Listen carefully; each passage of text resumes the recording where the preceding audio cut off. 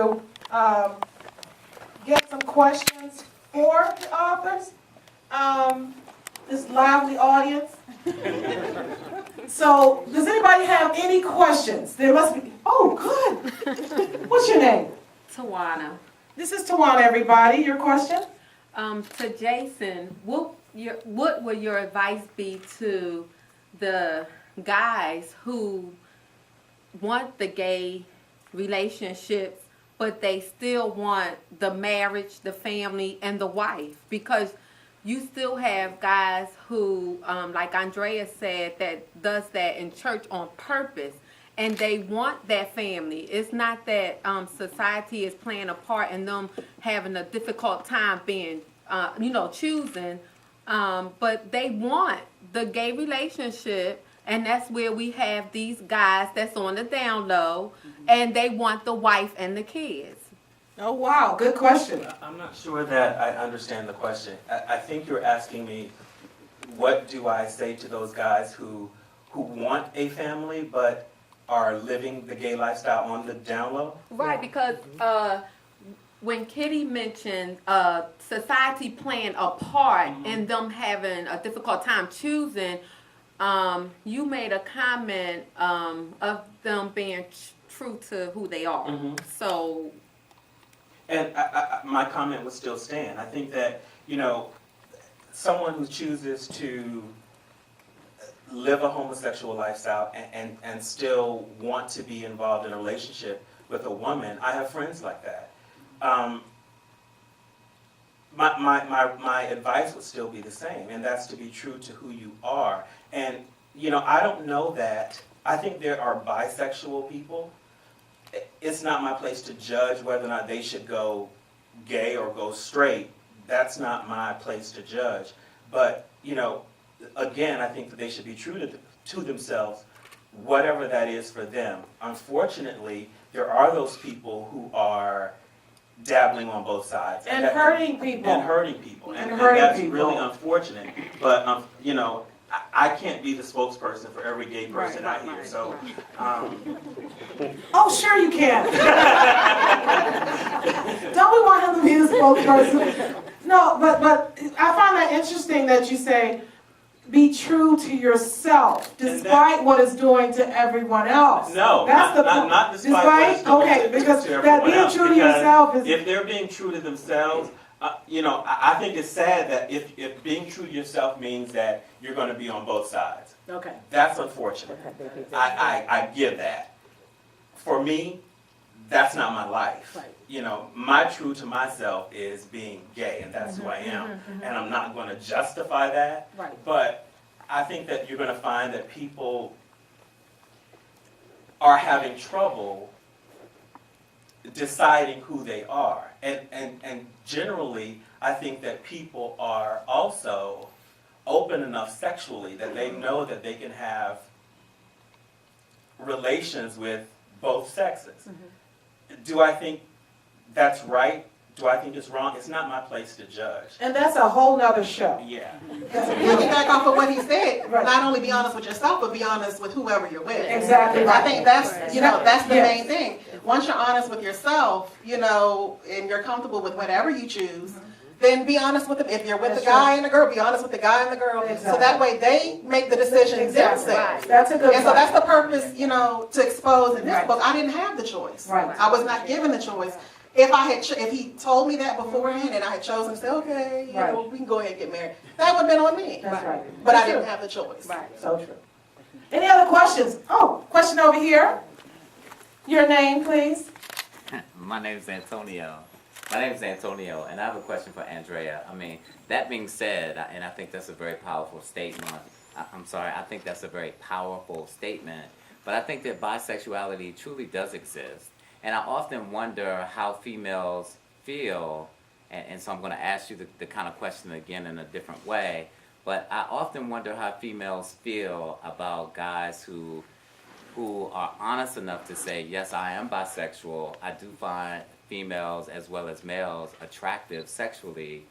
And if a male comes to you, and if Marseilles had asked you from the beginning, if he had said, yes, I'm bisexual, and I do, but I love you though, and I'm prepared to be, true to you, would you have accepted that? Good question. No, I would not have, simply because that's not what I wanted.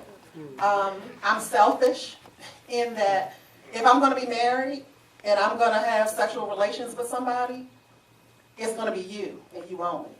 If you're sleeping with even one other person, it's kind of like I'm sleeping with them too, and I didn't sign on for that. And I understand what you're saying, but I'm not asking the question in a situation where the person is unfaithful. I'm asking the question in a situation where the person is faithful. The person is saying, yes, I'm a bisexual, but I love you right now, and I've married you, and I'm prepared to be 100% faithful to you, but you have to understand how I feel. I am attracted to men, but I'm not trying to cheat on you. Right. I personally would have not gone that route, just because that's me. I want you to be attracted to me. That is a good question. You know, so it's gonna be some issues down the line if I know you're attracted to men, and because we know now, so there are some gay guys who move in on you, all that down low stuff. And everybody's not like that, no. But there are some. I just personally don't want to deal with that. Okay, and I just have one last comment on that. Oh, Lord, he is on fire. But I just think that's interesting among the genders, because I think, given that same question to men, we don't really feel that way. If a female says, hey, I'm going to let you know right now, I am attracted to women, I'm a bisexual, I really think, and I find that most men say, you know what, I think I can work with that. If you plan to be faithful to me, I think I can work with that. But women won't tolerate that, and I just think that's a very good point. Well, I think that's very generalized. I think there are women who would tolerate, women who wouldn't, men who would, men who wouldn't. So I think it just depends on the situation you're in at the time. But the point is, just be honest up front, period. So everybody knows what they're getting into. Well, and also, I think that, again, you're given the choice. Right. You're given the choice. Do I have somebody here? Right here? There you go. Your name? Vicky. Vicky. You mentioned in the book, in the beginning, how your parents were so much against you marrying him. Do you think that that was part of the reason that you really stayed so long? Because you kept mentioning that throughout. I was with him, but my parents really didn't want me to do that. And you said that throughout the book several times. So you think you stayed a little longer because of that fact? No, I don't. At that point, my parents didn't, they learned some of this stuff when they read this book. So they didn't even know all of what was going on. And what did they think? Greg is sitting next to you, my brother. Greg, they didn't know some of this stuff until they read this book when it came out, So they didn't even know the whole picture. So I think it was just more so I felt guilty because I knew I made the wrong decision.